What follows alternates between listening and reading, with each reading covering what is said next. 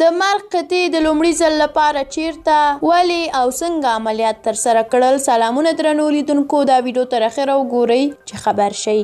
د مرګ قطعې 20 کسیز ګروپ په لومړي ځل پکتیا کې عملیات ترسره کړل.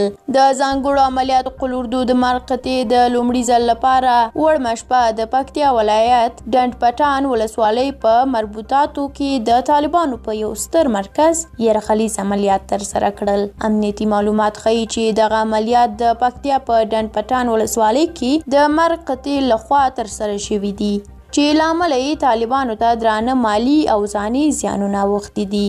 امنیتي سرچینې وایي یادو عملیاتو کې 19 طالبان ځای پر ځای وژل شوي دي او 6 نور ټپیان شوي دي، چې ټپیان هم یادې قطعې له ځان سره وړي دي.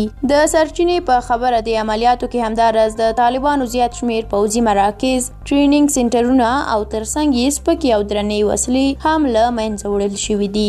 د معلوماتو پر اساس د مرګ قطعې په دې تازه او لومړنیو عملیاتو کې ملکي وګړو ته هیڅ راز زیان نه دی اوښتی. د یادولو وړ ده چې د افغان حکومت د مرګ قطعه چې شاوخوا 70 غړي لري 2 اونۍ مخکې له سختو روزنو وروسته فارغه شوه. دغه قطعه کې هغه کسان راټول شوي دي چې د 1000 تنو سرتیرو له منځه یې امتحان ورکړی و. درنو لیدونکو، ډیره مننه چې دا ویډیو تر اخره ولیدله. که دا ویډیو مو خوښه شوې وي لایک کړئ، او که د مرګ قطعې د دې لومړنیو عملیاتو په اړه تاسو هم کوم نظر لرئ زموږ سره په کومنټ کې شریک کړئ. د لا ډیرو ویډیوګانو د لیدلو لپاره زموږ یوټیوب چینل در سره سبسکرایب کړئ. تر بلې ویډیو هر چیرته چې یا سبا د خوشحاله اوسئ.